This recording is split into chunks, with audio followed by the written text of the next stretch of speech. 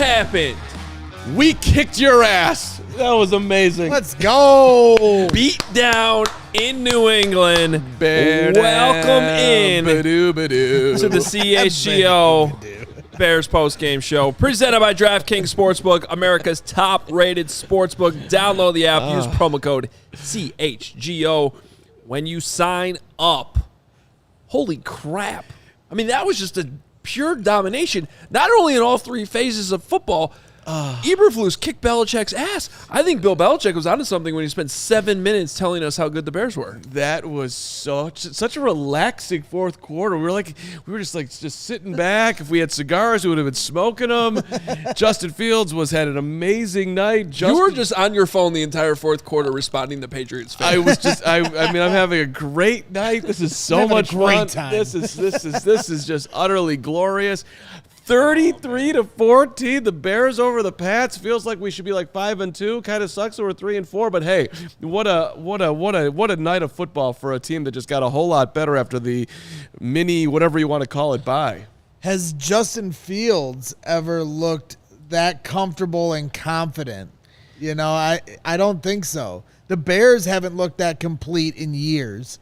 Justin Fields has never looked that complete of a quarterback. Yes, he made the one mistake. And then Luke Getsy, I got to give him so much credit for the game he called, because we talk about Eberflus versus Belichick, but it's Getsy versus Belichick too, and he kicked Belichick's ass tonight. Well, let's start it right away then with our FieldsGuide, because a lot of talk about Fields. It is presented to you by Green Ridge Farm, the FieldsGuide. And honestly, this is definitely one of those games where stats can be misleading, because overall wasn't terribly impressive in the stat book. He finishes 13-21 for 179 yards just throwing, with a touchdown, with an interception. But when you factor in the rushing, 82 yards and a touchdown on 14 carries. The fumbles I have in my notebook, we're going to have to talk about that at some point, but we'll keep it positive. Right now, the Bears fumbled the ball 5 times tonight, didn't lose a single one. Listen here, negative media man. We're staying positive right now. Positive vibes only. Yeah, and I honestly think the box score is lying. There is no way that he only ran for 82 yards. That dude was all over the field tonight. I mean, back at the 50, looks like he's going to be dead. Bears offense is going in the deep freeze. Double cut, unbelievable move. All of a sudden, well, you only get credit for the yards from the line of scrimmage. If you want to add in all the lines or the yards behind the line of scrimmage, you're right. The box score is lying, because it was probably more like 120 yards. And when he was going into halftime, he looked so unbelievably exhausted from everything he had to do. But credit to Getsy and company. They clearly sat down, at least in my mind. What's our best option? It's the quarterback running the football. Okay, let's do some design runs. Let's do that in the red zone. Let's do it all night long. And you would have thought that the GOAT over there would have been expecting it, but I don't know what was going on there with Big Bill and company. It was great coaching by the Bears. I got to say, we talked about in the pregame, I thought they'd be very, very focused on containing Fields. I think they were. I just don't think they had any idea that after 2 years, the Bears were finally going to say, okay, designed runs. And a lot of people have been screaming for it. So if you're one of those people, congratulations, because the Bears did it, and it worked. Very, very impressive. Yeah, I mean, and then, like I said, the Justin Fields, Luke Getsy combination continues to grow. Everyone was saying, play conservative. They don't have enough weapons. Their offensive line is crap. Screw all that.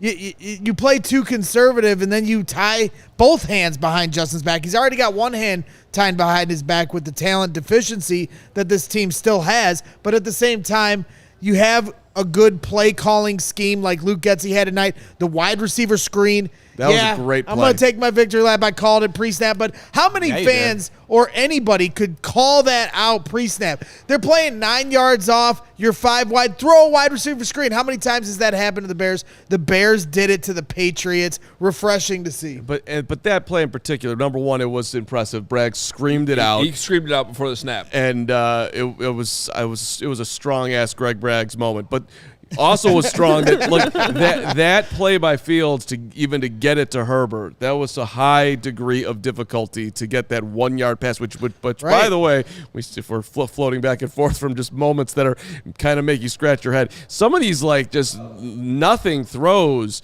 Fields is having some trouble with, but that one to Herbert was sweet. And by the way, another one, he got absolutely annihilated on that play. Yes. Helmet to the back. He doesn't get those calls. No calls. We've already been over that. And we have to stop the show, though, right now. Stop it. Well, not literally, but stop everything we're talking. Shut up, Carm. I saw that. $100 super chat. $100. The Duke. Welcome. The People are Duke. feeling good tonight. The Bears. The Duke 811 jumping in here saying, Bulls win, Bears win, Packers lose. Doesn't get much better than this. Thank you for the post-game coverage. Now put us to bed with a smile on our faces, guys. Let's go. Thank you so much. We appreciate the support. I do have to say, That's a new one. Tonight was a really fun night here because not only did the Bears kick ass, right, but we had simultaneous games going on. We got to experience the full CHGO Bulls experience tonight. And I'm a little mad, though, because I got to say, I'm calling Peck out. Matt Peck, he was the one being negative before both of these games. He said both teams are going to get demolished tonight. Really negative on the Bulls. And I said, you know what I'm feeling tonight? Even though I didn't make this my prediction. But I did say this. I said, this reminds me of last year when I was in Vegas. The Bears were underdogs to the Raiders. The White Sox were underdogs to the Astros in the playoffs. And I said, money line parlay. Both teams as dogs. It paid out like $200 or something. I didn't do it, though. I didn't do it tonight. I told Peck to do it. Nobody did it. You had the thought, which actually makes it worse, but shout out to anybody who did that on DraftKings, our fine sponsor, leading off the show here tonight. Let's go. I did not do that, but we cashed in some dollars tonight. Yeah, we did well. I did okay on DraftKings today. And those of us who picked the Bears, did you get your prop bet, though? I don't think you got it. I'm like the only guy that didn't hit tonight, but that's fine. No, because he had the blasting game touchdown. Well, that's just... It almost came through. They were on the goal line. They gave it to Demo. But Blasingame was on. Mooney needed 4 catches. He finished with 3. Khalil Herbert anytime touchdown came in early, thanks to the Greg Bragg's play call. Yeah, I did not hit my Mooney on the over 3.5. That hurts, but that's okay. No problem. I'm not sweating it. Speaking of DraftKings, we got a new feature we have to give out. It is the DraftKings King of the Game. And there's Matt Peck. He's still happy, even though nobody bet the money game parlay we said. But Justin Fields is your king of the game. With those numbers we mentioned earlier, you just got this is one of those where the passing numbers, they just don't really tell the story. Yeah, that's nice. It's the royal trumpet. I like some that. guy in rush hour traffic though in the morning is gonna be so mad that you just played that. That's true. But absolutely king of the game, right, Justin Fields? No, there's no question, and it was just awesome to see him sitting there at the end of the game with the Bears up by what felt like $1 billion, and he's got a huge smile on his face, and we're having fun. It's settling in. We've got a roadmap on how we've got to play. We're figuring it out. The offensive coordinator and Fields are getting on the same page. I don't want to be too over the top here, but I think that's a fair comment. Yeah. I mean, this was a massive step forward. You had before the game, the GM out of nowhere is speaking in New England and talking about how they have this awesome mini bye week, the whole thing, and we're going to evaluate game to game. Well, Ryan Poles is sitting there tonight smoking a big cigar thinking all right, I feel pretty damn good the way this game went. Yeah, he's evaluating this one just fine. Yeah, and, all the plays to score touchdowns were great, but the highlight to me was on the final touchdown drive when Justin Fields, I don't know if it was third down or not, I think they finished 11-17, Adam said, on third down for the day. Yeah, let's see, third down 11-18. 11-18. And the Patriots were 5-10. But the play where Fields reads right to left and goes, and they talked about it on the Manning cast, and it could have been his third or fourth read ESB. Everybody calls him EQ. I call him ESB.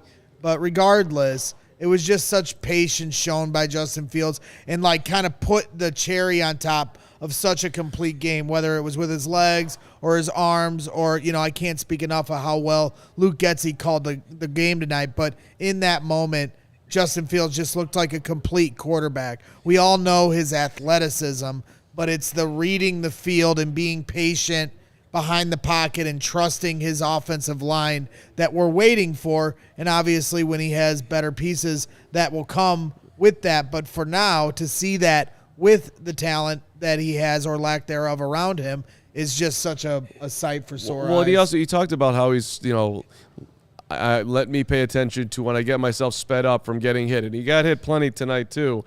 But he did a marvelous job multiple times tonight of hanging in the pocket. And there was one, the four progression to EQ was great. And then he had another one to him where he was scrambling to the left. He was selling the look down the field, and he made a nice little throw down the sideline for 5 yards. There were a lot of examples tonight of him taking the easy throw that's right in front of him. That's what elite quarterbacks do. Some degree of difficulty does not always have to be that high. And also the 3rd and 16 right before the end of the first half where I'm sitting there like, just run a draw and take the field goal. And Luke Getsy said, no, even though you just fumbled the ball 2 plays ago, I'm going to put the ball in your hands, Justin. Go make a play. And he hits Darnell Mooney on the sidelines, a really nice toe tapper. But it just showed me the evolution of the trust they're now having in Justin Fields and the offense to get that first down, and they got it. Yeah, a couple big-time throws. That was one of them, the Mooney, one to Komet later. Even Komet thought he was out of bounds. They rush up, so a lot of good stuff from Justin Fields. We got to do our game balls, but we should bring in Corey Wootton for this segment. We might as well since he is standing by. Corey Wootton joining us now. And, Woot, I guess we got to hand it to Braggs and Carm. They were right. We were wrong about this. Just didn't see it. Yeah, Corey. What do you know? Man, big NFL guy. You were right, man. Hey, brick by brick, right? That's what they did at Gillette Stadium, baby. That's how we do it. Go to work every day, right? Go to work. And they went to work tonight. How about my defensive lineman, Justin Jones, coming in, doing work, picking up fumbles? I know who you're giving the game ball to. Oh, that's fine. I'll go first. My That's guy, guy, 93, you stepped up. You called them cheaters. You said you were going to check the balls. You had all of New England screaming at you, courtesy of Carm's video. I hope you didn't see any of that stuff, but what if you did or whatever, it doesn't matter. You went in there. You played a hell of a football game. The D-line in general had a good night getting in there, but that was sweet to see. Way to go, 93. Way to go, Justin Jones. Who's up? There we go. Deflate gate, right? Deflate gate, right? Go for it. Give me the ball. Luke Getsy. You're really building this offense. Putting faith in Justin Fields on 3rd down multiple times on 3rd and long, giving him an opportunity to make plays. The wide receiver screen to Khalil Herbert, fantastic play call. The quarterback designed runs, a nice wrinkle into this offense, gives Justin Fields another added weapon into this, not just scrambling and running for his life. The balance from run to pass. The final drive to seal the game. Going meat and potatoes. David Montgomery, Khalil Herbert, easy business into the end zone. That's Chicago Bears football at its finest. One of the most complete games I've seen in a long time from this team. Shout out to you, Luke Getsy. Love it. Woo, go ahead. I'm going to have to go with Roquan, man. He had 12 tackles in the game, had the big sack on the game. You talk about struggling to get pressure.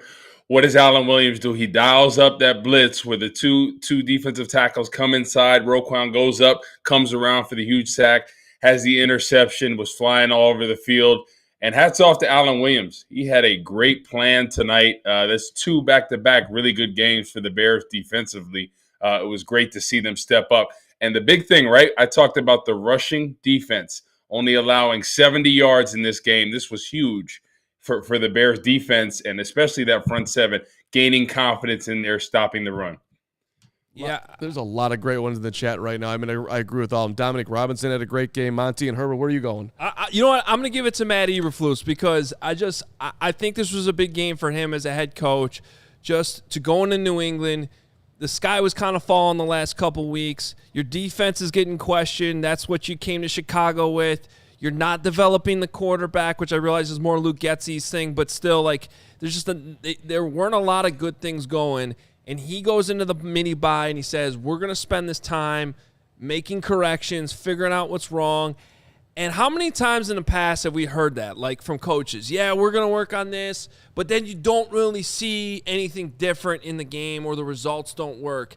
And so not only from an actual, like, turn on the film, see corrections made, and, oh, by the way, they worked.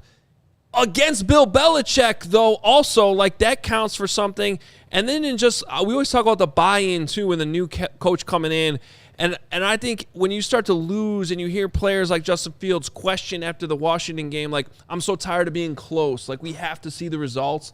To actually get that result, I just think is big for Matt Eberflus as he continues to try to get this thing moving in the right direction. Like, and like I've said all along, like, they don't have to turn this into like a 5-game winning streak or anything. I don't think anybody's expecting that to happen, but you have to have wins along the way, right? Like, you've been in these locker rooms. If you're in a season like this where everyone kind of knows you're not really trying to win a Super Bowl, you still need to have wins along the way to have the buy-in with the coaching staff. Lawrence? Exactly. You have to gain that confidence. I think that's the biggest thing. And I think this was a huge game because I think everyone expected the Patriots to win and blow out the Bears in this one, especially after the extended rest and what happened in Washington. I mean, people were talking about the Bears as the laughingstock of the league because they were saying, oh, arguably these are the two of the worst teams, the Commanders and the Bears, and the Commanders won. So it was great to see them. You know, anytime you can get a win at a hostile place playing against Bill Belichick and company, it doesn't matter what year it is. You know they're always going to compete every week and they're going to have a great game plan. So I think everybody is going back on that flight excited, you know. And I think this could be the confidence-building game. You look at how San Francisco was last year, right? That critical game when we both played each other at the same point in the season. And then all of a sudden, San Francisco, after that win, they started to build some momentum. I'm not saying we're going to go all the way to the NFC Championship, but what this can do is reinvigorate this team, right? We've had 2 good defensive performances.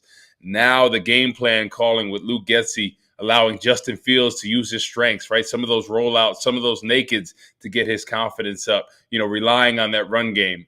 Hats off to him. It was a great plan. So going forward, if they can build off this, and I think a lot of this on Justin Fields, you know, for the most part, he played a great game, but there was a couple throws here or there, you know, when he was on the sideline the one time, I think it was to Cole Kmet, where he just should have threw it out of bounds. Then he takes the bad sack when Judon gets the sack. He should have just threw it out of bounds or ran out of bounds at that point. And then the throw over to Darnell Mooney, where he should have let him. He had him wide open, and he was just a beat late. But other than that, I thought he made pretty good decisions out there. He was tough. He flashed a lot, and he used his feet when he needed the team to get a first down. So it was great to see Justin Fields out there really using his feet to his advantage and Getsy game plan for what he was comfortable with, and that was evident tonight.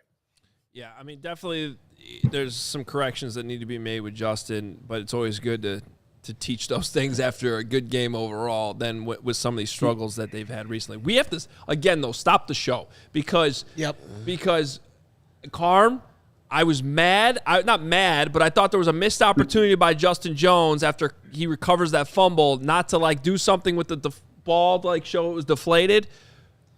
The tweet has come in, though. We got to put this up. Justin Jones tweeting after the game, post-game analysis, balls were inflated to the fullest. Result, 3 INTs. Yes. 27 Savage. Wow. That is I love it. Awesome. What a retweeting this. He's saving this tweet. Carm is basking in glory right now. Look at you. I mean, you're like a proud dad right now. This is like look at him. This might be the highlight of your entire career. This is big. Let's not deny what's going on here. That is just so rich. You got to quote tweet him and put "We did it." Should we do that? I'll go with it. We did it with a handshake emoji. Good for him, man. I mean, this is one of those nights that. Did you ever have, like, what games can you remember like this where they were just like it's one of those nights where just like it seemed like everything was going right and whatever adversity you fought, because the Bears did have that moment where they gave up 14 straight points. Bailey Zappe's coming in. It looks like he's going to Canton already. And I'm like, oh, no, they just totally dropped and lost all the momentum. But then from there on, it was the Bears dominated the rest of the night. Yeah, I would say probably that 2012 game against the Cowboys when we took over Dallas Stadium. That was kind of a big one where Major Wright had the big pick, Lance Briggs had the pick, and it was kind of like we were in the game, we kind of had the edge, and then we had a couple plays that really sealed the game. The Lance Briggs pick towards the end, and that's when you get that momentum, and then all of a sudden you realize that hey, we're going to come away with this one. And playing in Gillette Stadium, man, that's a tough place to play, especially coming after that extended rest. That's what I really worried about. Like, are they going to be fresh, or are they going to be, are they going to come out there and not execute like we've been seeing? And it was probably their most complete game on all sides of the ball. You look at special teams, defense, and offense. And it was great to see, because this whole time I've been talking about the Bears had been outcoached most weeks, right? They outcoached the Patriots. How about that? How you like that, Carm? How you like that, baby? It's true, though. They did. It was, like, amazing. Like, they outcoached them. We're looking at Belichick, and it's like, what's going on here? You look kind of like, I don't know, it was like a under intense, sort of resigned to his fate. You're going to lose to the Bears, and it was a weird whole scene there. When Komet was running to the line of scrimmage because he didn't think he was stayed in bounds, you just assumed Belichick was going to throw the flag. Now, it looked like he was down anyway, but in the moment, the fact that they didn't, review it, and it just that whole moment was bizarre, because you've never seen the Bears run up to the line of scrimmage and be ready for that and run the play before they can see the, replay of it. So that was, just amazing. And the thing, like you're talking about the adjustments, we haven't really had to put a dollar in the Nagy jar in a while, but that was something that really highlighted to me. The Bears never looked prepared coming into a season. Never looked prepared coming off a bye week. Never looked prepared after a mini bye after Thanksgiving games. Never looked prepared after a timeout. They'd have to call another timeout or a false start. Never looked prepared coming out of second halves. This coaching staff prepares this team. They make adjustments. And I'll continue to say it. That's so impressive because of the talent deficiency this team still has. Wait till they have more talented players to work with and watch the way they adjust and game plan and have their team ready to play. It was great to see, and I think the biggest thing was the way they started, and that's what we talked about on the pregame show, right? How would they start fast, right? Offensively, they've kind of had a great first drive in pretty much every one of the games thus far. But defensively, right, they always started slow, and in this game, they started fast defensively. Got a 3-and-out real quick, then got another stop, giving the offense the ball. So that kind of momentum and that confidence right there, this is that confidence-building game the defense needed. They're coming off 2 back-to-back games where they played pretty well. Now the one thing, right, we're all high on this, but the biggest thing is they have to get more pressure. I mean, that's the biggest thing right now. We need to generate more pressure out there. And I think whether it's, running some of these games like they did with Roquan, they've had a couple stunts with Justin Jones in some earlier games where he's come home, but we're not getting enough production from the defensive end rushing. Travis Gibson, I recall having one good rush where he kind of got held around the neck. But, Quinn had a few, but we need to come home, right, especially from the edge. That's something that we're missing right now. And the one thing on the touchdown where they ran it in, same thing, the edge of the defense, right? That play should have been knocked out for a loss, right? They blocked down. Jalen Jones is the free hitter. He's got to come up and make a tackle for loss. So things like that, have creeped in. And it didn't hurt us today. But that's a big thing, the edge of the defense and pressure. I think those are the 2 things that they need to improve on. Woot, I love what you're saying, and I also want to shout out, Dom Robb / Ryan Poles, we saw 91 a bunch tonight. And that's another one of those adjustments, man. I've been saying for weeks, he needs to play more. Travis Gibson needs to play more. Yeah. But both of them. And we didn't see that, right? Al-Qadim Muhammad got most of the snaps, especially from that left side. So we need Travis Gibson and Robinson more. We just need it, because Al-Qadim Muhammad isn't giving you enough. Have we had a moment of shouting out Demo? Dave Montgomery ran hard tonight. Khalil Herbert had some sweet moments. Go ahead, you had something. They got 2 good runs. I wanted to ask Woot real quick. Yeah. I swear Robert Quinn gets called for an offsides once every 2 games. And there's another 5 times in every game where I'm like, I think he's lined up offsides and they don't call it. Like, is that something he needs to just is he just looking for the tiniest of edge there? And can you get away with that as a defensive end with your hand on the ground sometime? So a lot of time, the sideline official, the guy that's looking at the line of scrimmage, he'll give you a warning a lot of times. So he'll usually warn you like once or twice, right? When he tells you that, you got to back off or else he's going to call it. He's telling your D-line coach that. He's telling you that. So at that point, after you get warned, when you don't do it, that's kind of on you. So that's on him. I understand you want to get every edge, but. Yeah, I was going to ask, but does it really make that big of a difference, like the extra, like 3 to 4 inches you're getting out of that?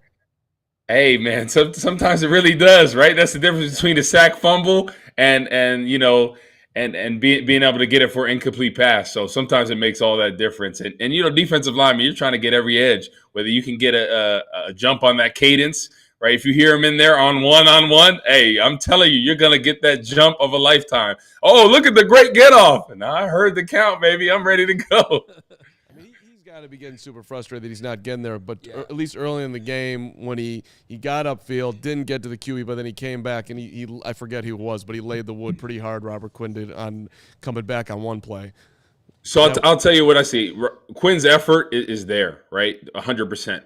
But what I think right now is everybody's just kind of riding him by the quarterback, right? He's a great edge rusher. He has great burst off the ball. He just needs a counter right now. I tell you, if he could get one counter move and come inside, whether it's a hump back or a spin back, he will have some serious sacks because his get off is getting him there. He's just trying to do that dip and rip move, and everybody's just kind of pushing him by and waiting for that. They've seen him on film. That's how he got a lot of his sacks last year. So I think everybody's just being patient and trying to push him by, and the opposing quarterback is just stepping up. We're not having enough pressure inside, so they're able to just run him by. So if he could get that counter going, I think he'd be a lot more productive there. Yeah, I think that was like the number one thing I learned when we watched the game with you. Had the pleasure of watching that primetime game with you, Corey, was you talking about how these guys trying to get around the edge. You're playing into their hands, and it seems like the more they stay inside and stay in their gap instead of flying wide, good things seem to happen more for the Bears, even with Gibson on the other side. And you saw early Mac Jones being able to get out of the pocket, and that was like the few times the big plays were happening for Mac. The more they stay in, it seems like the more good things happen. Exactly. There's rush lanes when it comes to defensive linemen, right? Everybody has a lane. There's usually an A-gap rusher, a B-gap rusher on the one side, and then two guys off the edge, right? The edge guys, right, you get up to the level of the quarterback, and if you get by the level of the quarterback, you counter back. You spin back, you hump back, you get back to the level, so there's no step-up lanes. And then I don't know if you guys remember, Mac Jones scrambled for like a 12 to 15-yard first down. Right. I think it was on second or third down, right? We had 2-3 techniques, Hoge. I don't know if you see that. And they both rushed outside in B gap, right? So we have 2 B gap rushers, we have 2 edge rushers, and we have nobody in either A gap, right? And Mac, it parts like the Red Sea, and Mac Jones, not known as a scrambler, is running easy for that 12 to 15 yards. Yep. But that's something that the Bears have been doing all year. It comes down to rush lanes, right? You cannot not have an A gap rusher. You just can't do that. You can't have 2 guys running in B gap because that's just going to open up the lane, and anyone is going to be able to run through there. My grandma could do that. Yeah. Do you think that was on the players for just, or is that by design because they're not thinking Mac Jones coming off the ankle is going to be running, or? That's definitely not by design. I know that the Allen Williams, Eberflus, their defensive line coach is not telling them, to have 2 B gap rushers. I think it was just a miscommunication between them. I think one of them thought they both thought they were 3 techniques at the time. And the thing is, you always have to have the A gap rusher, right? Because if somebody goes and makes an inside move, you can both line up as 3 techniques, but somebody's got to come inside and kind of be the center of that pass rush. And we didn't see that there. I'm just thinking back to there were those moments with Mac Jones running that was bothersome, and then there was the 10-minute run of Bailey Zappi where we were like, this guy's coming out, he's going to zap us, and I don't know what happened. We were up 10-0, and the next thing you know, we're down 14-10. It felt like they were just going to absolutely die. Right. And then the drive to put them back ahead was absolutely enormous. That was the Herbert touchdown, and somehow, whatever, it was just. And the Bears did a great job with their whole stanza. But, my overriding point in all of this is anybody out there right now trading Justin Fields for either Mac Jones and or Bailey Zappi? Well, at the Super Bowl this year, we were right next to the Boston guys from NBC Sports Boston. We did a bunch of work with them all, like the whole week. I got to know those guys. I interviewed those guys, and every single one of them was like, "Yeah, we'd rather have Justin Fields." Okay, and this was back in January. You know, after Mac Jones was probably the best of all the rookie quarterbacks. No good quarterback play. Yeah. The thing is, Justin Fields, all the talent is there. You look at some of the throws he makes. You look at what he can do with his feet. Some of the design outside runs, like it is unbelievable. Like that one play where he almost got sacked by Judon, and then he stepped up in the pocket, almost got sacked from the left side, broke another tackle. That's unbelievable. That's next level stuff. You don't see that too much. And he can make every throw. I think for now, it's just Getsy has to get in his head. Okay, when the play's not there, just toss it out of bounds. Let's live to make another play. And that's what you saw him trying to do too much at times. So he just needs to pump the brakes and take what the defense is giving you. For the most part, he did that today. But there was a couple throws and taking that sack, like I said earlier, like there's things that you just can't do. And he has to learn. He's got to look at the film and just say, listen, at that point, I got to throw it out of bounds. Same thing on the sideline. I got to throw it out of bounds over there. Mooney had a step on him. I got to hit him in stride, right? I can't be late on that read. So things like that. And another thing, Judon had the one sack, right, where he made an inside move. And I thought he beat him, but I didn't think it was super clean. I thought that was a play where Justin Fields could have hit the outside with that. As soon as he saw Judon flash inside, boom. Because he didn't beat him super clean. Like you see sometimes where they do a swim move and they beat the tackle clean and he's not on him at all. I thought that was a play that Justin Fields maybe should have felt that and then scrambled to the right side and potentially could have got a first down. So, hey, it's one of those tough plays where, he was looking downfield, but I think he's got to feel that, especially on that right side, for him. Anybody that makes an inside move, he should hit the corner on him. I mean, Aaron Rodgers, some of these mobile quarterbacks, Kyler Gordon, they hit them with a hurry on those plays. If you were in studio, you would have fought Hoge on that because but remember what I said. I couldn't tell if he had a check down open or not because the camera angles didn't really show it. So, but I agree I agree with what Woot's saying. It wasn't super clean, but I also, if he didn't have anywhere to throw the ball, that was quick enough that I'm not sure there's much he could have done. But Woot, last thing I want to ask you, because we got you all show tomorrow after we all get to see the game again, which this week will be fun to watch again. But I like talking to Corey. No, I'm kidding. Well, the last thing I want to ask you, I don't know if you're watching the Manning cast at all, but Peyton Manning right at the end of the game did not like that the Bears knelt on 4th down and didn't try to score there.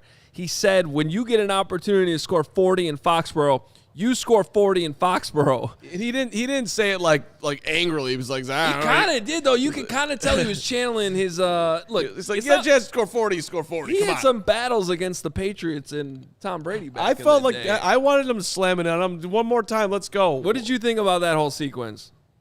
I think it's just about respect, in my opinion. I think if it was anybody else, I think they probably would have tried to score in that situation. But I think Belichick and just his reputation, I think they were trying to show some respect to the Patriots and him. So yeah, I mean I don't have a problem with it at all. I mean if they put it in the end zone, like that's no problem. The game's still running. You have your backup running back. Like what's the big deal at that point?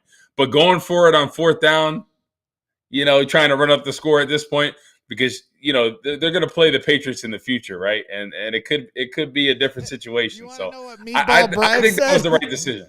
I think that's the right decision. You want to know what Meatball Bragg said? I said, hey, one day you might have to play this team in the Super Bowl, and Belichick don't forget. And these two looked at me like I had four eyes. Just like, Super Bowl? What? I didn't say this year. I just mean one day you got to play the long game. You don't know who you're going to play. We're going to be there, but I mean the Patriots are done. That thing is that ship has sailed. That thing is over. Crashed and burned, New England. Hashtag forever NE. Hope they're watching tonight. Woot, get some sleep, man. We appreciate you spending time with us tonight. Great stuff. No problem at all, man. Good stuff, fellas. We'll talk to you tomorrow at noon, all right? Later, Corey. Sounds good. Take it easy. There he is, Corey Wootton, with some great analysis, both pre and post game, and joining us all show tomorrow. I love Corey Wootton. I do. No, but to your point, you must not have been doing a Brett Favre impression. No, that's my forever. That's my shout out to Hawk.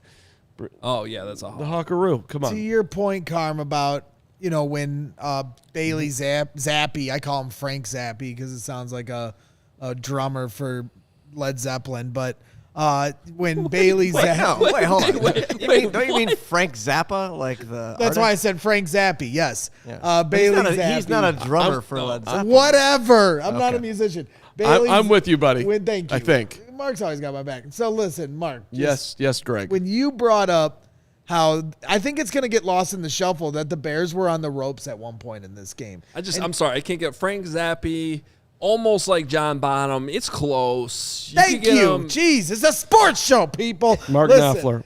Now, Tom Petty. I don't want it to miss the point that the Bears bounced back from a big haymaker thrown. It feels like in the fourth quarter, because we're all sitting back and relaxing, like this really wasn't a game in question at any point, and it was. It felt like they were going to fall apart, and Justin Fields bounces back with a touchdown, and the defense bounces back and holds it down in the second half. Let's talk about. We got to take a break, but let's talk about that because that was I agree with you, and I was worried that the Bears had actually squandered the opportunity to keep the momentum. I'm just gonna quibble with you. We take no breaks. We're gonna tell you something. We're gonna hang out. That's all. No, this is a break. There's no break. We're all here together. We're all hanging out. All gas, no breaks. Whatever. That's right. All three of us should be sitting here though with You Shady want- Rays on right now, you looking cool. You would definitely should have some Shady Rays. I should. With how just an incredible night for at the Carm. Really having a great time. Check them out because Shady Rays never understood why sunglasses were so expensive. So they set out to change it. Like Matt Eberflus set out to change the Bears' fortunes over the Bears' mini love buy. you so much, Flusy. You don't have to break the bank for quality sunglasses. Bears might want to break the bank for quality offensive line, but, meanwhile, Shady Rays, they have you covered because premium polarized shades featuring world-class optical clarity, substantial durability, and styles cater to everyone and every lifestyle, and they have the most insane protection program in all of eyewear. If you lose or break your Shady Rays, doesn't matter if it's day 1, day 2, day 3, whatever. They told us that they will send you a brand new pair, no questions asked. Drop them in the lake. I mean, that's the craziest thing. Breaking them is one thing. If you just lose them, they will replace them. And with that strong of a protection program, they still manage to make quality that I can tell you, because I've had Shady Rays, that they are just as good as any expensive pair. Shady Rays customers seem to agree with over 200,000 five-star reviews. Exclusively for our listeners right now, Shady Rays is running their deepest deal of the season. Use code CHGO for 50% off 2 or more pairs at shadyrays.com. Buy one, get one free. You can get 2 pairs for as low as $54. Redeem only at shadyrays.com, where you can find all of their newest and best shades. Shout out to Nicholas Moreano, who's got 7 seconds with Justin Jones in the locker room that we'll play for you at some point here. Yeah? Yes, Can't wait. It's a good 7 seconds with Justin. And also a shout out to our friends at Game Time Tickets. Download the Game Time app. And, hey, you right now you might want to get on there before you get to bed for the big, powerful game with the Dolphins coming up and our tailgate on November the 6th. Yeah, Game Time is the hottest new ticketing site. It makes it easier than ever to score the best deals on tickets to sports, concerts, shows, anything that you need a ticket for. Game Time has it for you. You will not find a better deal this season or any season for the red hot. No more 3-game losing streak. Let's go beat Dallas and then come home and get Miami, CHGO Bears. If you love CHGO, you're going to love Game Time. The best way to support us is by buying your tickets through the link in the description. That's the way to do it. And great deals, mind-blowing. You'll feel like you're getting value. That's the whole point. And I love my Game Time app right here, baby. I look at it about 5 times a day. Let's go. Let's get some value. I'm thinking about taking my niece to Bulls Pacers Wednesday night. Ooh, that Game sounds time. nice. That sounds nice. Hey, hit the like button. Yep, hit the Like buttons button. would be You know huge. what you should also do? If you're happy about how the quarterback played tonight, you should go to the CHGO locker. I think there's a couple things in there that. Are we kicking down? Something new? QB or slide. No, I'm just saying We got the QB stuff, slide. the stuff that's up there. Adam Hoge did the Adam Hoge slide here in studio today. Yeah, I'm sorry, I'm still on that with him. And Mac Jones did it later in the game where he actually got look, you got to get your shoulder to the ground. So when that defender flies over you, he doesn't pop you in the head. Well, that's the scariest part about Fields running, that at some point history tells you that the quarterback is going to get cracked, and it's just not it doesn't feel safe.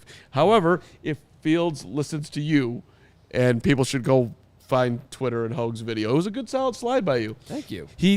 I think Justin Fields can do 99.9% of things on the football field better than Adam Hoge.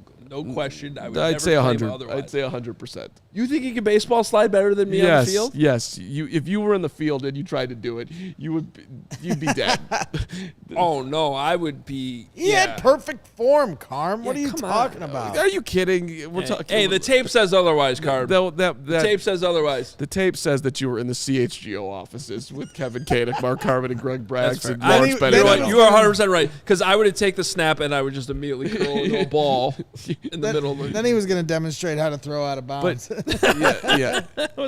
He did.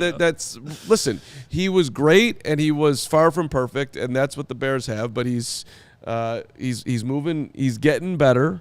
He's having flash moments that Ryan Poles was talking about. We look for those flash moments. You're getting them every game. Yep. Literally every game. And by the way, the Bears have been in every single game this year.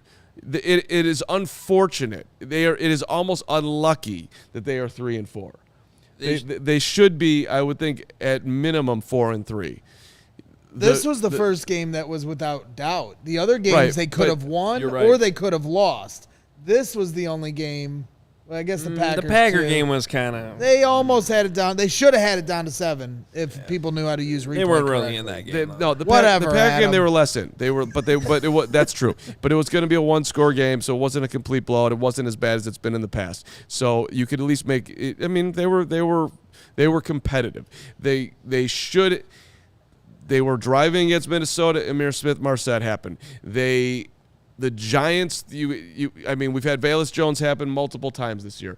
And the Commanders game, Fields threw 2 touchdown passes. One was interfered on that wasn't called, and Mooney dropped it. I'm just saying one of those 3, you get your 4-3. So, and by the way, the NFC is not great. So they're tied with the Packers at 3 wins and second in the division right now. That's right. That's exactly right. Because Green Bay sucks, and they play the Bills next week. Yeah, the Packers are going to be 3-5. Yeah, Green Bay sucks. And as Kevin tweeted, Bears all-time wins. I forget the number because they don't have it in front of me, but I think it's 786, and the Packers are at 785. They broke the tie with the Packers. And one up, Belichick didn't pass George. And they're never going to look back. Never. And Belichick didn't pass George House tonight, so this was a big one. Let's get back. Can we get back to that second quarter though? We can. Sure. Yes. Well, and what I wanted to respond to you was. We saw evidence of the Bears when things have gone south. 21-3 Minnesota. They turned that game around. They would never have done that a year ago. Never. Matty's boys don't quit. That thing would have been over and done. They would have abandoned the run and gotten their ass kicked. They would have lost 55-10. They made that a game, and tonight when things started to go the other way, they righted the ship. It's a big deal. And look, I was really worried because it almost felt like the game was swinging the other way. So, I mean, can we get on Mac Jones? First, I hope that Bill Belichick benched Mac Jones. Speaking of slides, for getting his cleats up in Jaquan Brisker's junk, man. What is that? That's a red card. Get the hell out of there. Bill Belichick gave him a red card. Out of the game. Ridiculous. I was trying to figure out, did you do that on purpose? I don't think he did. Well, Tom Brady would do it on purpose. They probably probably teach that in New England. Then he throws an idiot ball into quadruple coverage, and Jaquan Brisker looks like Air Jordan. I don't know what that was. It was the most weird, incredible catch I've ever seen. It was the end of Mac Jones. He was probably jumping weird though because he wasn't sure what was going on downstairs still. Hey, look. That is a moment, though, where you're up 10-0. You get that interception. They're benching their quarterback. You got to take advantage of that. And some of that stuff that Corey was just talking about where we were kind of getting on Justin Fields in certain moments of the game, that was not a good sequence right there where he doesn't throw the ball away. He actually fumbles it out of bounds. 3 and out. Ball goes right back to the Patriots. I got to give Bill Belichick credit for something. He didn't have a great night overall. Matt Eberflus won the game. But I don't know how many coaches would have actually benched Mac Jones. First-round pick a year ago. There's already sort of a quarterback controversy brewing there. All that dude cared about was winning the game tonight. Should he have started him at all, though, Mac Jones? Well, and that's a fair counterpoint. But I think, given the optics and everything, you got to give him the chance. As soon as it wasn't happening, he's not afraid to pull him. He's just trying to win tonight. Doesn't care about what they're saying, in the Boston media, on the Sports Hub or WEEI. He's just, nope, we're trying to win this game. Bailey Zappi gives us the best chance. So he puts him in, and then bam, because Justin then throws the interception, his interception, which was tipped, so that wasn't really his fault, right? A lot happened tonight. That ball was tipped, right? The ball was tipped. He gets a lot of balls tipped. The one that was tipped, though, it was ugly. I mean, the ball hit the defensive lineman basically in his chin. I mean, it was not a good throw. Yeah. So anyway, to your guys' point, I just wanted to relay all that. It's 14-10. All the momentum's going the other way. You're thinking the Bears' offense is coming back down to earth the way it's been, and then they go on that 9-play, 75-yard drive. And I know that Justin Fields had at least one of those first down runs on third down where you're just like, holy shit. Yeah. And he's keeping drives alive that way. And then it ends with the Khalil Herbert screen. But, I've talked about the middle 8 before. That's a Bill Belichick thing. Right. And the Bears technically won the middle 8 10-0, but if you count the touchdown because the drive to start the second half, I include that drive. So it's really 17-0. That's why the middle 8's so important.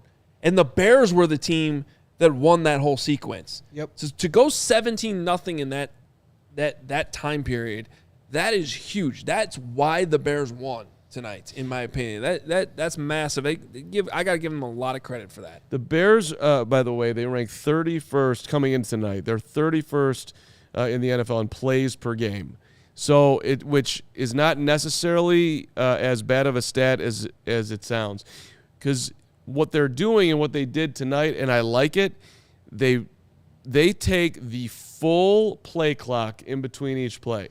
We are not in a hurry at all. We're going to get in the huddle. We're going to come out. Fields is going to get to the line or whatever, get in the shotgun with about 12 seconds to go, and they're shortening the game, and which is what they should be doing. So, I mean, it's real basic, but I also think it's just a solid Bears. We are not the most talented, but this is how we're going to play, and it's going to give us our best chance to win, which is part of the reason why they've been in games. So, and they did it again tonight. That clock kept moving. It was nice to see. By the way, I misspoke. I think it was technically 13-0 because the drive to start the second half was a field goal, not a touchdown.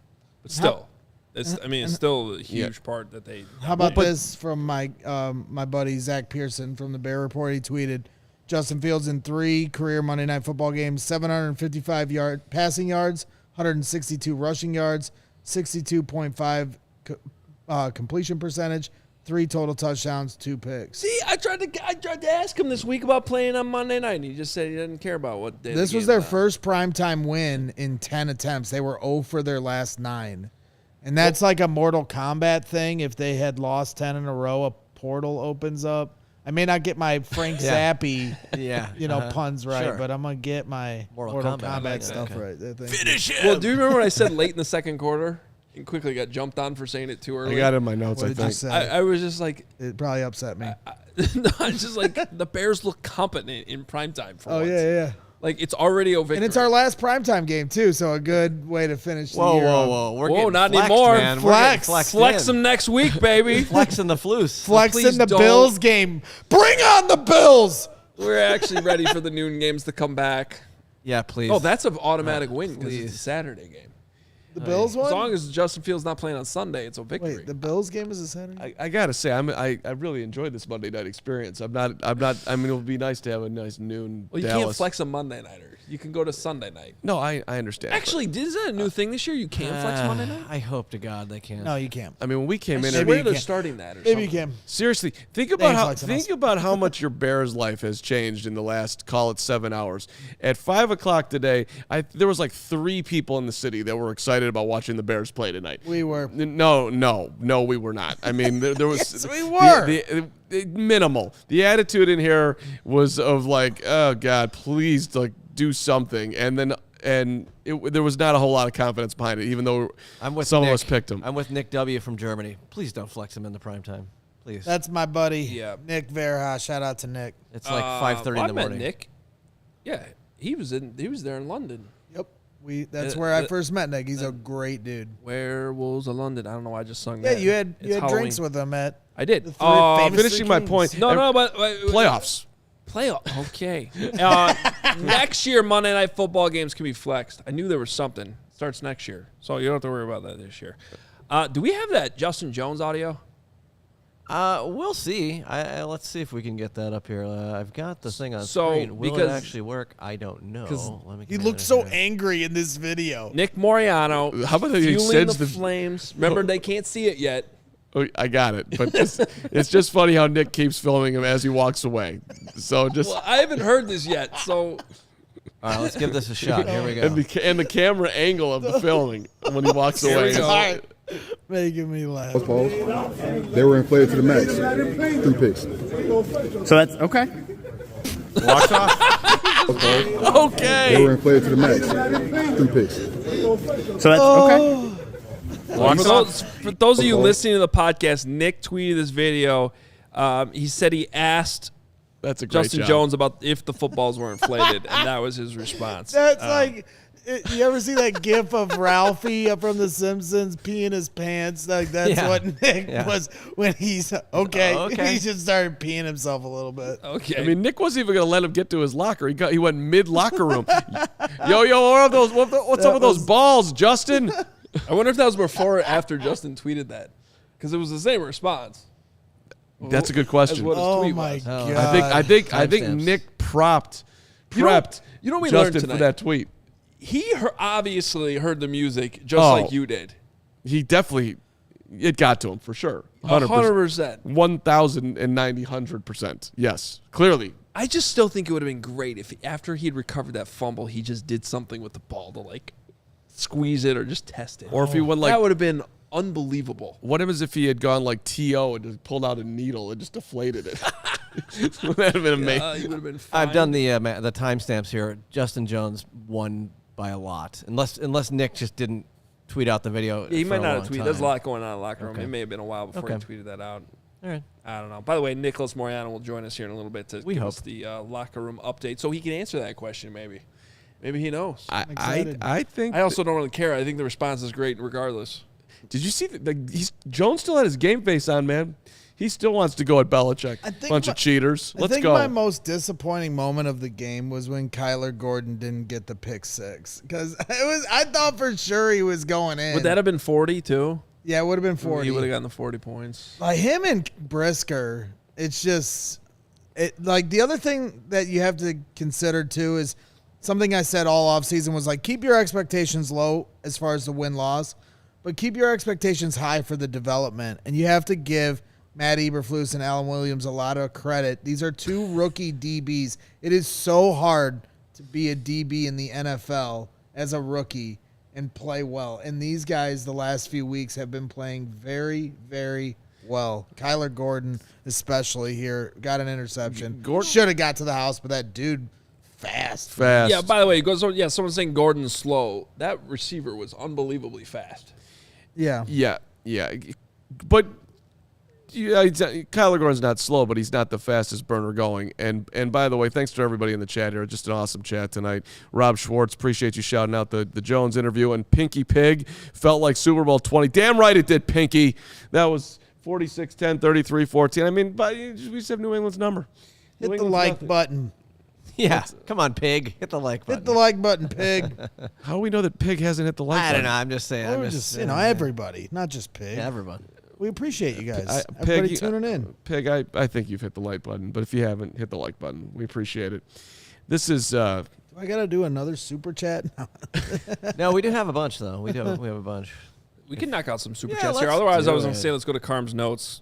Oh God. I have those too. But Let's, let's talk to the. Are they really notes if they're not written down, Adam? They're in my phone. I have Carm- notes about your notes. Carm forgot his notebook tonight, ruining the whole bit. Could have used my notebook. Give me a couple of your sheets. I honestly just I messed up tonight.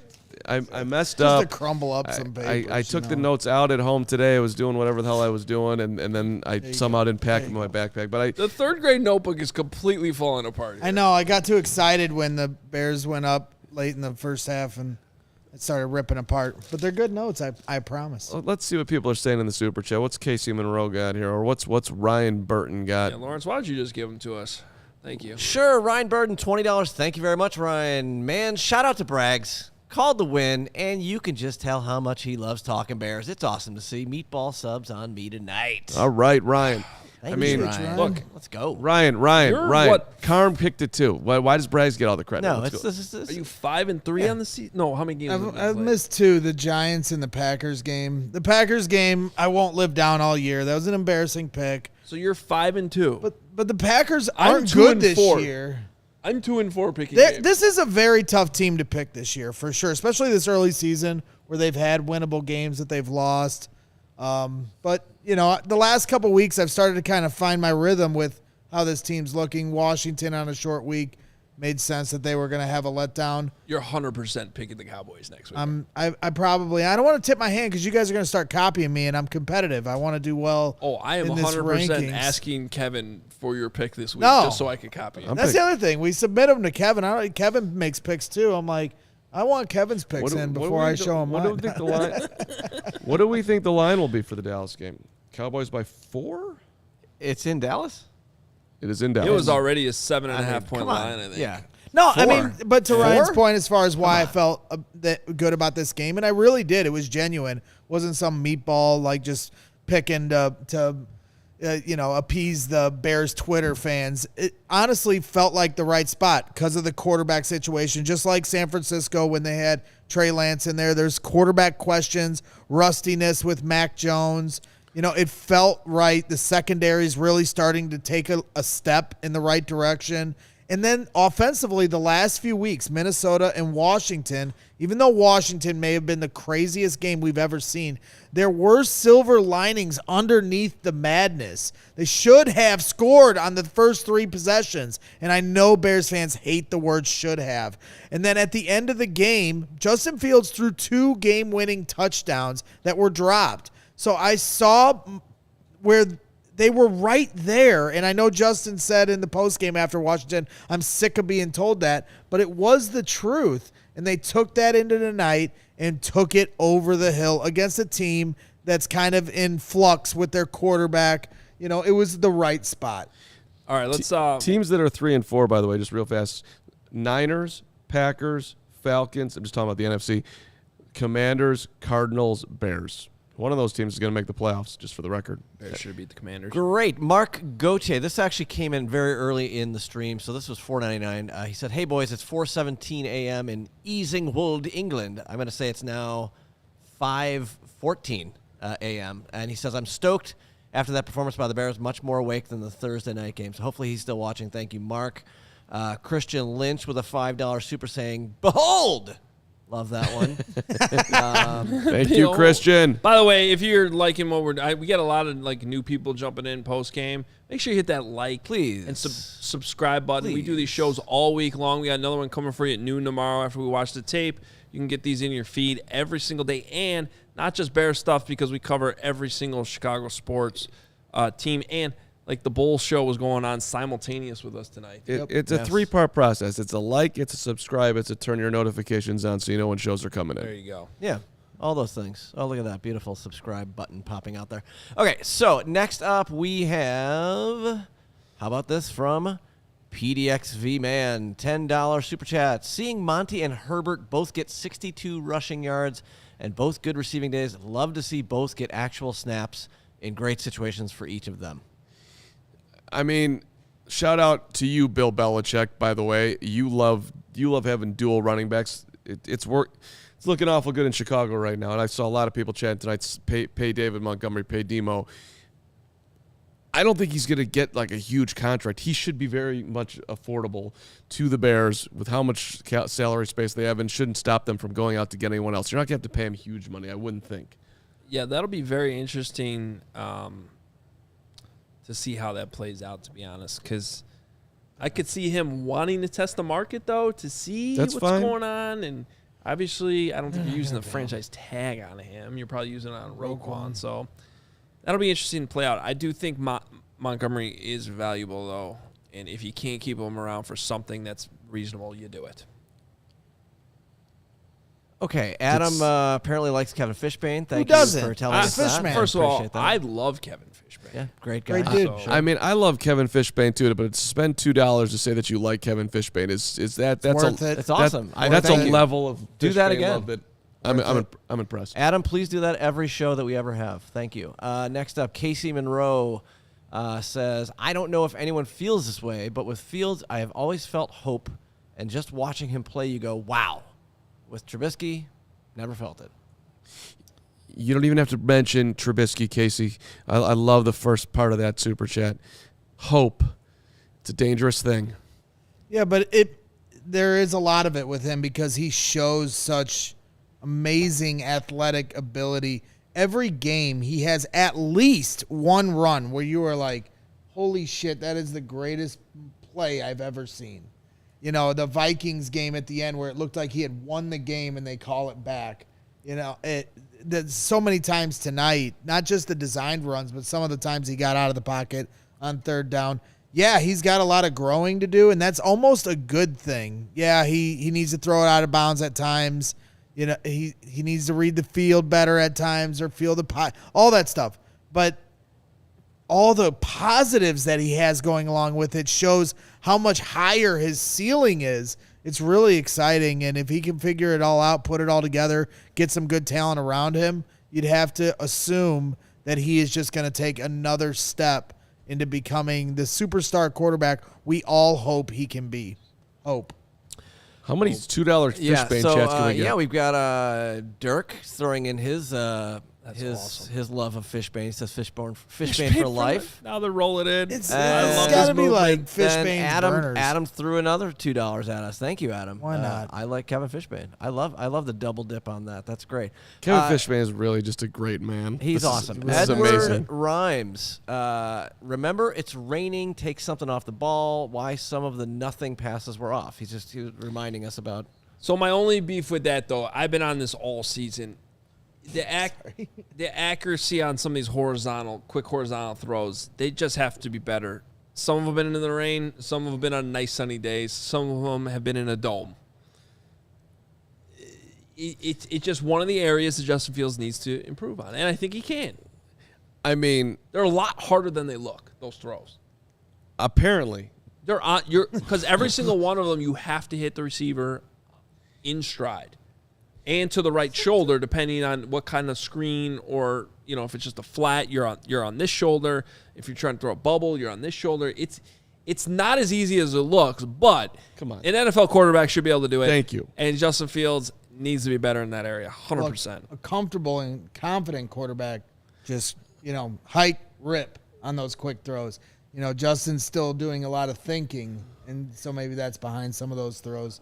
But he's got to get better at them. There's no question about it. I don't think we need to twist ourselves in a pretzel and start to talk about how I love difficult pretzels. a 2-yard throw is. Pretzels Come are on. making me thirsty. This is like the are week-long debate on the throw to Griffin Right. last week. Horrible the wide open throw. one, where you have like quarterback analysts that I really, really respect, like Trent Dilfer being like, yeah, that's on the tight end. I'm like, how could it? No, he's wide open. And then I just love that Luke Getsy came up to the podium. Like, We missed the throw. yeah, that was on the quarterback. I mean, come on. Just It doesn't mean that Justin Fields isn't going to be that guy. He just you're giving him more of a pass on that one than I am. Like, come on, man, hit that throw, 2 yards. He's right there. well, and the one he hit on the touchdown was great. Little sidearm. That was a tough throw. sidearm The thing. Herbert He gets screen. murdered. I mean, that's part of the problem. He's under so much duress, and there's all these. I mean, it's like, where's my throwing lane? I get it. But some of them, they're wide open. He's leaving them at Is the that feet. the one Clark's talking? No, the one to Khalil was great. I just saw that he said murdering him, and I just thought, I got to put that up. Yeah. Way to go, Like, Clark. do we have the? Oh, you probably don't have it ready. There's a. The Justin Fields pick? Yeah. No. Yes, the pick. Yeah. The Not picture. I The was picture. hearing pick, and I'm like interception. Hold, yeah, we don't want No, those. picture. Hold on, let's see if we can get this going here. Sean Hammond tweeting from the press conference. Justin Fields has a cut over his eye that he suffered on that throw. The To sidearm one we're Herbert? talking about, the Wow. Khalil Herbert touchdown, where he got cracked. And I've been on these rants before, so I apologize. But again, I do not understand why he doesn't get the same protection that other quarterbacks in the league get. That was a late hit, A. 2, I'm pretty sure the defender landed with the body weight on him, which has been called everywhere else this year. And earlier that drive, he got hit out of bounds. And that didn't get called. Yep, pushed out of bounds. Well, one thing that I think no one would debate about Fields, the dude is tough. He's tough. Absolutely. SOB. He is, and it's also a statement on the level of body that he has, because it's not just tough. His body can handle it. Some dudes are just not built for this stuff, and he clearly is. Yep. Not saying How great was it, though, to instead of have a negative Justin Fields gif this week, we had the great one of him laying down, getting stretched out with the iPad, watching That was film. awesome. At the same time, I just need to figure out how to get my wife to stretch me out when I'm watching film at home. that's a negotiation. You stretch me out when I'm watching film, I'll give you a massage in an hour later. That's how that looks. All right, let's get back to the Super Chats. Eric Collins, I hope that's Eric Collins, the Charlotte Hornets play-by-play guy. I Good think friend it of is. mine. I'm just going to assume it is. Sure, that's what it $50 is. says, guys, doing a great job. Hoge is that dude. Thank you, Bang, Eric. bang, bang. Appreciate Okay, you. love it. And then we had, let's see, Martin, another $2 Super Chat. Kevin Fishman. The fish man. And then Anthony, $5. Should try to get the Fishman on the show one day. We did have him on, didn't we? A long We've time had him ago? on. Yeah. But we should have him on again. I agree. Bear down, great game tonight. Rookies looking like a steal, and Getsy looking legit. Fields, that's a good one. And Mark is getting back into us. Like I said, it's now 5:20 in England. There, still here for all the Bears talk. Worried about going to Dallas with Mustafa. See, and this is what I said one of the first times I ever came on the show here in this beautiful studio here in CHGO. It's always funny to me that fans think the media, these negative dudes over here, live their whole life being negative media, just wanting the Bears to be bad because negative clicks do all the... No, there's That's me. 1,500 people in the chat tonight. Everybody's super chatting. We're having fun. Don't When the be. Bears are good, everyone's happy. Everyone eats. It's fun. What? Don't be an idiot. Us negative media. We know it's better when they win. What do you think we're? I know. I got your He was back. being sarcastic. That's what Okay. I'm saying Yeah, okay. because I missed it. Yeah. the Bears Twitter they Yeah. think that the Bears media feeds off negativity and they don't want their team to be good for whatever weird reason. And the point is, when they're good, it's way more fun. I mean, yes. It's obvious. It's We've been also, saying- by the way, it's also horrible for business when they absolutely suck. That's what I'm Yeah. So saying. anybody who thinks that anybody in the media is rooting for the Bears to lose is out of their minds because it Right. makes no This sense is for so any of our much job better. security at all. This is so nice. Unless the only media that roots against teams are those that have been on beats forever, and if your team's making the playoffs and they want to go home at the end of the season, there are dudes out there that are like, please lose in the first round so I can go back to my family or my life or whatever they do. We ain't That like is that. not what's going on this show. We're going at to be all. here all year long having fun. We're going to get more wins that no one's expecting. Michael Maureen, $10 Super Chat. Thank you, sir. Love that we are winning at halftime and still make halftime adjustments to shut down the Pats offense. I feel like in previous years, we would have let Zappy run us over. That's a great point, Michael. It's been, I'd say, the biggest difference between last year and this year is that they go into halftime and good things happen. It never happened with Nagy. Literally never. Never. It was like, what do you do at like Flus has got that one down. They go in there, something good happens, and they come out and they're better. It's been impressive. All right. Is that it? I got one other quick one here. Let's see. This Then we're is going to go from to your notes. Raphael. He Get 'em ready. says, how nice is it to come into a game with extra prep time and actually look dominant? Agreed. So nice. By the way, I was- believe Nick he did throw an Ola in the old Slackerini over here, so I don't know if did that means what? he's ready. He said Ola. Ola. So Nick's Ola. ready? I don't know. We'll Is see. he there? He's not here. If we can't get Nick, can we get Trevor Simeon? Wow. Kevin Fishbane would like us to get Trevor Simeon on the show if possible. Oh yeah, you would. I mean, Go Cats. You would definitely be in here. He also wants me to stretch you out, by the way. Does he? Yes. Oh, you texting him right now? I sent Fish a text saying that people are paying to super chat you, which just makes him a legend. Whoa. So did I. I didn't get it. Oh wait, I did get a response. I got the. No, you're getting actual words back. I got the love. Listen, Automatic response. I'm not on the Carm level. We live at Ryan Field together. We're slogging through 1 and 6 together. I mean, you guys have been covering the team forever, but there's a new level when you lose every week and the purple take you down. Fair enough. All right, let's get to Carm's notes. Because I think. Yeah, let's knock those out before we get Nick in here. All right, so my favorite part of the show. Unfortunately, on the phone tonight, team. I will do better next week, and I do have a couple pieces of paper. But Hoge was pissed at the first punt, not forcing the punt. Mr. Special Teams was out early tonight. That's so funny because I thought you were not even listening to me. Oh, I thought you were totally ignoring me because nobody cared what I was talking about. Yeah. No, I don't know if you saw it. Didn't force the punt. That allowed the punter to hold on to the ball an extra second before he kicked it. That allows your coverage unit to get downfield, hence no return. Yeah, you are a serious special teams straight nerd. You have taken it to a level that I did not think possible. I actually had a bad special teams tweet tonight, though. Bad special teams tweet? I said, after the another muff. Right. I said, just stop trying to catch the ball. Right. It's not working. And the next one he returned for like 40 yards. Shout out Dante Pettis. Has done. There was the little bobble around, but he's right of the ship there. Dante Pettis is actually helping them, so congrats. Let's see. Brisker tackle, Braggs don't taunt. You've got all these. You are a nervous Nelly. Don't talk to Justin Jones. Don't taunt. Don't run it in on Belichick. He's going to beat you in the Super Bowl in 10 years. No, you get a penalty. Yeah, no, he's right about the taunting thing. And by the way, it's something the Bears have fixed. Do they have a Right. single taunting penalty this year? Discipline, Mark. I can't remember one gotta have taunting discipline. penalty. But you're the That fun, shit- You're the fun police. It isn't. I don't want a I'm penalty. 100% on his side on this one. He wasn't anywhere close to taunting. This dude, Braggs. Under Nagy, they would have a taunting penalty every other game. I don't disagree, but I'm just telling you that Braggs is the fun police, and it's just like, Nagy let let it run wild with, bad discipline penalties. Hoge barbecue, you'll let your daughter Loose was going after, Pennell Pennell for that blindside hit. I like discipline. Okay, discipline. Hoge barbecue, you'll let your daughter roll down the hill. You'll let her get into all sorts of trouble in any which way that she can. And now, Jaquan Brisker can have a little bit of a moment in New England. Correct. Also, Wait, were there referees at the Hoge barbecue? Yeah, she wasn't getting a penalty for rolling down the hill like a 4-year-old should. a slightly dangerous maneuver that the Braggs was completely endorsing. It was more dangerous that she was on top of the hill where golf balls could come flying at your skull, but that's a different thing. It was actually elite parenting. I thought you were doing a great job.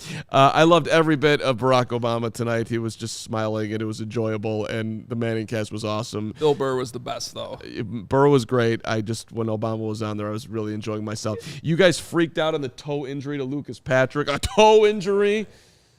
Well, Yeah, I'm hoping Nick has an update, to be honest. I'm not questioning it. He left on a cart and is gone, but can we just talk about how the guy has played like 5 snaps at center in training camp and game combined, and he has a thumb and a toe injury? Yeah, it sucked. Apparently, he's just healthier at guard. I don't know.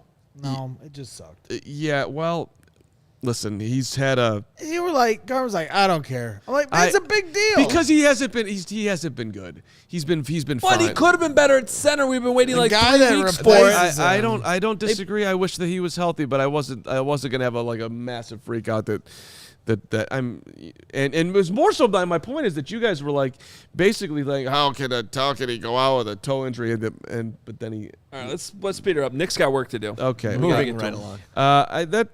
Let's see. I shout out to Cole Kmet for the catch and the run up to the line, Big play. that was like What a throw, shocking Bears intelligence at the moment. We were all expecting Belichick to challenge. He didn't. Adam Hoge I wrote down Hoge loves Bill Burr. You really. I'm a big Bill Burr fan. I like Bill Burr too. I think my favorite moment was when he was like, "Can we stop showing sad Mac Jones? We get it. He got benched. He's not happy." It was so funny. He said David Montgomery never stops moving. He's like, he never stops moving his legs. Good observation. So funny. Shout out to Casey Standahar, who battled through tonight. I've never sat with somebody during a Bears game who has had the sniffles more and just sat there. She was scuffling. She was sick at the last Bears game. That was a week and a half ago.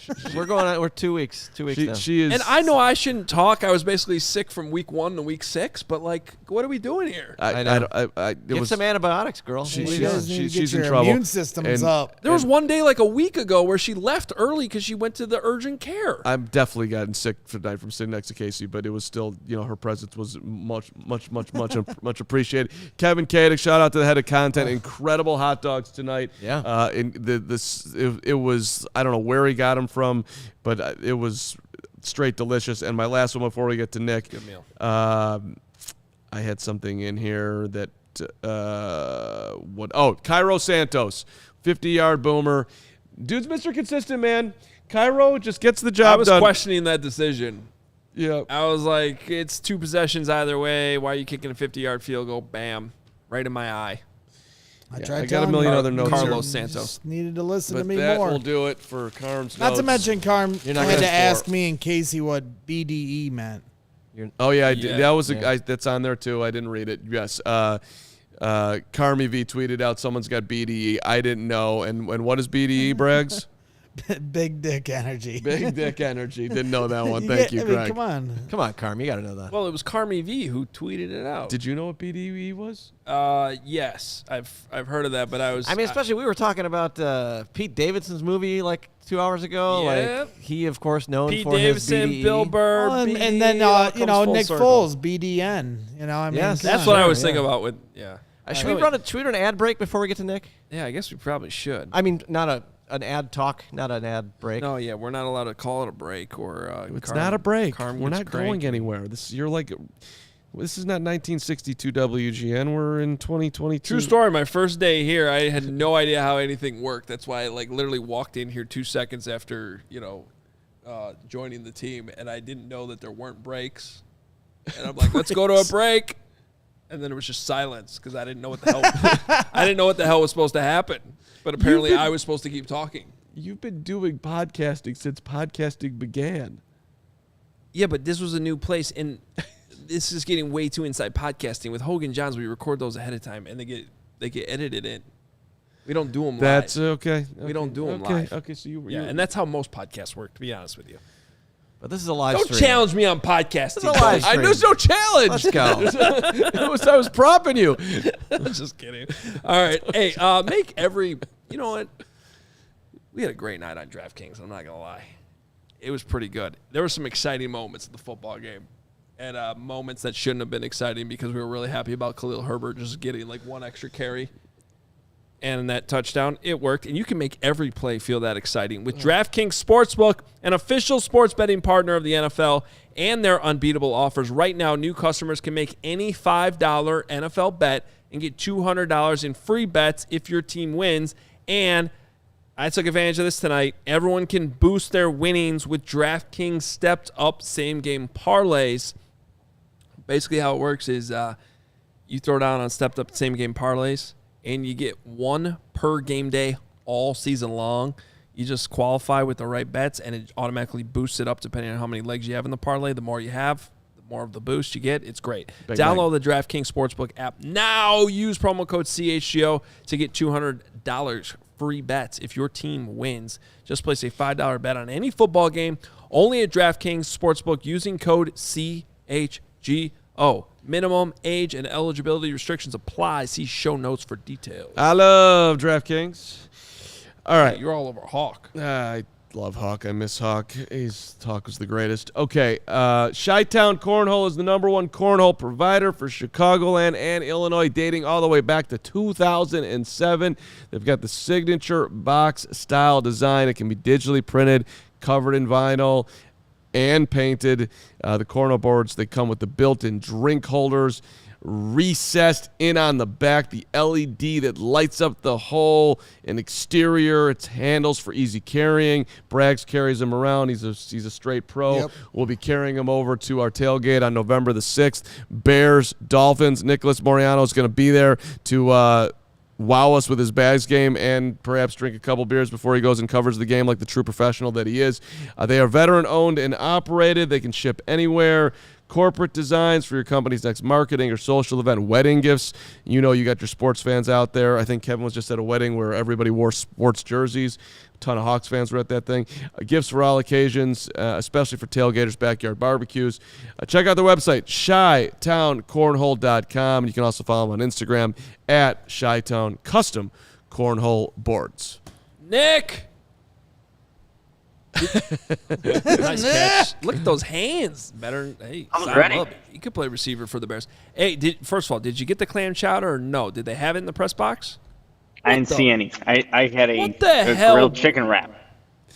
What the hell, Patriots? That's why you lost the game, Patriots. You didn't have Basically. the chowder in the press box. You deserve the beatdown you got. Forget about the chowder. The dude went one-on-one with Justin Jones in a towel. Do you think you propped Justin Jones into his tweet where he talked about inflated balls? Okay, so some background on that. Herb Howard was down by the locker room before I got down there. He's like, hey, Justin Jones is on a different level right now. I'm like, what do you mean? He's like, that's what they get. The deflated footballs. So he was already hyped about it. And then the tweet came out. And then I'm like, all right, now I got to follow up on this and see what Justin Jones is talking about. He's hyped up about the deflated footballs. And I only got him for a quick second, Mark. I tried to get him longer, but I asked him what he thought. He's like, and It sounded he like said, he peed a little, Nick, when you're like, okay. and he walks off. I did, that's where it ended, but it ended off perfectly. He said, hey, they were inflated. 3 interceptions. Walk off into the showers. That's how it's done. That's how Justin Jones and that defense just ran through the Patriots offense tonight. Do we think he's going to give me a hug this week, or is he going to be pissed at me? I think he's. No, I think he's. I love it. I think you guys are buddies from now on. I think I I might brought be. you up, Mark. Mark, I brought you up. I'm like, hey, Justin, my colleague Mark, he talked to you about, you asked him about Bill Belichick. He's like, oh, yeah. And then that answer came up, and then he went right into the showers. That's amazing. That's awesome. Hey, all right, Nick. What was it? We don't really have any idea what happened in Matt Eberflus and Justin Fields press conference. So fill us in. Okay, I can fill you in on Fields because I was still in the locker room when Eberflus was talking, but All good. some quick takeaways from Fields.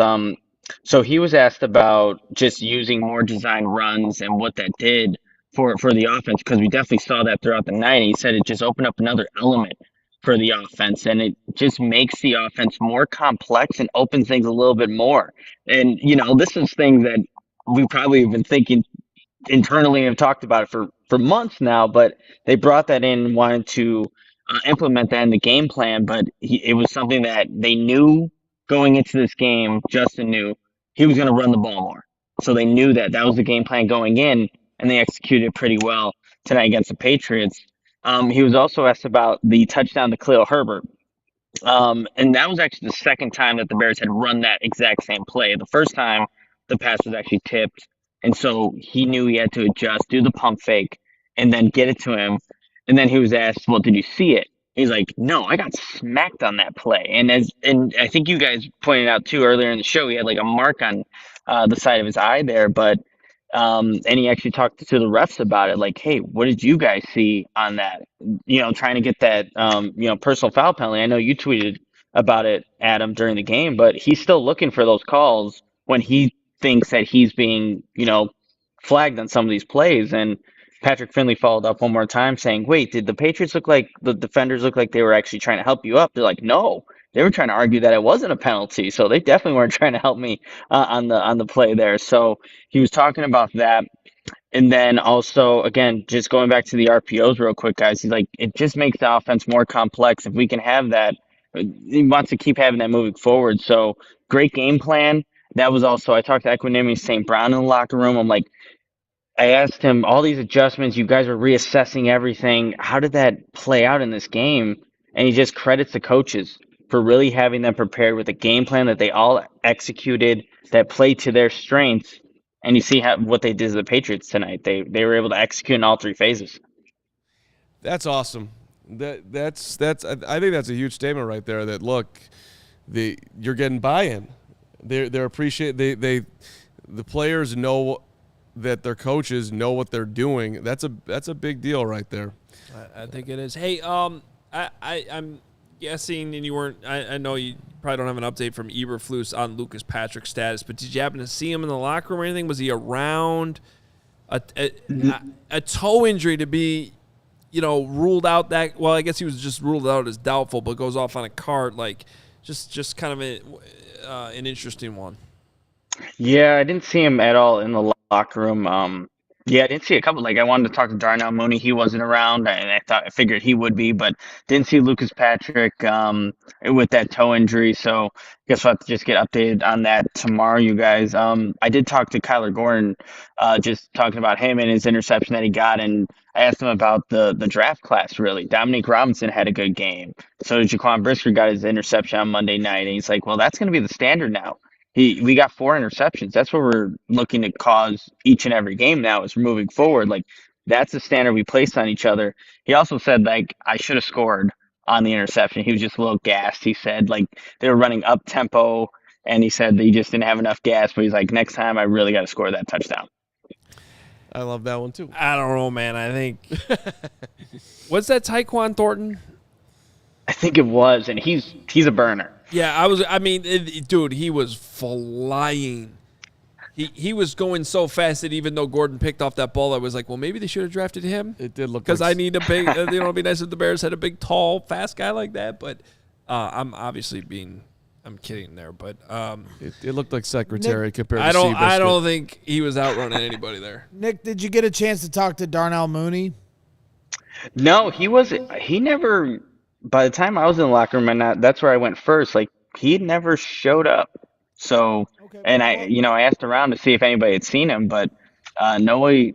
I don't think he ever was there. Maybe it was an early exit for him, but yeah, Darnell Mooney was not around. Maybe the Jugs machine post game, but no. I guess my question then, since you were in with Justin Fields, did he bring up the 3rd and 16 before the first half was over? Right at the end. I thought it was one of the biggest play calls. They ended up with a field goal anyway, but at 3rd and 16, they run that passing play to the right side to Darnell Mooney. He toe taps it for the first down, and I just thought in that situation they were going to run a draw and settle for the field goal, and Justin had just fumbled the ball, and so it was like, okay, no more mistakes, just take your field goal and go to halftime, and instead they throw it, and he gets the first down. Was there any expanded thoughts from Justin Fields? Because I thought it was a real turning point moment for Getsy showing trust in his quarterback. So, Craig, he didn't talk specifically about that play, but I think just going back to the game plan, trusting what they could do despite not having as much time before the half. Like, they took that shot, and they were able to make it. I remember just kind of thinking through that play, like, yeah, it's probably going to be a run, right before halftime, conservative play call, but they take the shot downfield to give them a better opportunity. But I think it all goes back into the game planning that was done this week and how prepared the Bears were for what, the Patriots are going to bring. And it showed tonight, in all phases that the Bears were ready for what Bill Belichick and that Patriots defense, that Patriots team was going to bring to them at Gillette Stadium. Nick, would you say that the Bears have a weight off their shoulders walking out of that locker room tonight? I would say so, Mark. Like, it was happy. It was good vibes in the locker room. Like, everyone, for the most part, was happy about the win. And obviously, like, you talk to the guys, like, yes, on Wednesday we have that 24-hour rule. We have to get on to next week. But yeah, they should enjoy this win. This is a big victory over the Patriots in prime time. But I would say that the vibes were good in the post-game locker room. Nick, great stuff. It is 12:45 in the morning where you are. I acknowledge that. That's you right. have a drive back to Boston and a flight to get on, so we will let you go. Appreciate all your hard work out there, though. Great job, and we'll see you when you get back. All right, you guys. See ya. There he is, Nicholas Moreano. Make sure you're following him on Twitter at Nicholas Moreano. That's where you can find that video that we were talking about with Justin Jones and played earlier. Good get by him. Let's see. Before we get out of here, He gets to fly back. We don't make him couple drive more home. supers. I got a couple more supers. got a couple more supers. But yeah, you do what you got. I think we'll get to the inconsistency on the QB hits. Oh, just one final thing. We talked about the coaching, and I think we actually talked about this specifically too earlier. I have to say, it is so refreshing to have a team that now multiple times this season has rushed up to the football after a close play that could potentially be reviewed. It turned out that Cole Kmet was inbounds, but here's what's really important. You could tell that they've coached them on this one because Cole Kmet got up. He didn't know if he was in or out, and he's like, yo, we got to go. Get up to the line. And a secondary benefit of that is the Patriots weren't ready. And the Bears got 6 yards on first down just by rushing up to the line and handing off the ball on first down. Like, it is just such common sense and so refreshing because how many times under the last regime did we just see them, like, with no urgency after a close play and then, there comes the red flag, play comes back. It's like, come on. It was stunning. That whoa, they're following Kmet's lead here, and I was expecting the whistle to blow. I didn't think the play was going to get off at all, and there it was. The only reason I thought he didn't catch it was because of how he reacted. It would have been awesome if he actually baited Belichick into a challenge there because of how he reacted. It was awful close too. I mean, I'm not sure if he was in or out right now. He could have been out of bounds. They slowed it down, and his knee was in. Okay. Yeah, his knee was in. It was a catch, but I just love that they're coached up on that and they actually executed on the field. All right, Lawrence, let's fire through these super chats and we'll get out of here. All right, a couple things here. Scuba Steve, $4.99. He said there are 1,100 people in the chat and only 280 likes. Now let me update that since he chatted. We are now at 439 likes. Okay. But we're still at about 1,000 people watching, so please, on your way out tonight, all you have to do is hit that button. Smash that like button for us. That would really help us out. We appreciate it. Our guy, Adam, who was throwing the Fishman tweets or super chats at us earlier, he says, I've run a Bears fan club in Omaha since 2014. They are there at the pub every week. Shout out to Bear Down Omaha and the Bears fans in the 402. That's awesome. All right. Bears fans are everywhere. What's up, Omaha? Yeah. I have a feeling every year there's one game that has, Braggs, you know this, like, all the fans show up. I think next week in Dallas is going to be big. It wasn't a great selection this year. I think the Dallas game's the one that. Atlanta, Dallas. Yeah. Probably Dallas. I think next week against the Cowboys. And, if you've never been to Omaha, great town for at least a weekend. That's about as far as I'll go on that. I've never been there. I've been to Lincoln a bunch of times. I'll take your word for it. I do want to send a second shout-out to the Duke. Yeah. He hit us up with a $100 super chat earlier. He said, Bulls win, Bears win, Packers lose. Doesn't get much better than this. Thank you for the post-game coverage. Now put us to bed with a smile on our faces, guys. I think we did. Would you say I don't want to speak for the chat, but I've got a smile on my face. So absolutely. And thanks, Duke. If you give us a $100 super chat, you get up there twice. Thanks again, Duke. Right. And then let's just end here. This is from Jeprox. I've only seen the depressed bear costume. Is there a happy bear costume somewhere? Well, I'll tell you this. I don't know about that. I took a video. The bear was walking around today during the game and did not look depressed. Looked happy. Was doing a happy dance. Yeah, it was go also watch the Bulls postgame. Also, Seth Crane, $10. Got my bachelor party in Dallas next weekend. Bears, bear down, let's go. There you go. Seth, I'm telling you. Well, I'm Seth, we telling have you. somebody you can take to your bachelor party. You tell us. This dude looks happy to me. I mean, come on. Yeah. Look at that. Come on, Braggs. Bear down, Chicago Bears. There we go. Make every play clear the way to victory. Bear down, Chicago Bears. It's the same Put bear, up but a this fight week with it's a happy. fight so fearlessly. We'll never forget the way you thrilled the nation with your T formation. Bear down, Chicago Bears, and let them know why you're wearing the crown. You're the pride and joy of Illinois. Chicago Bears, bear down.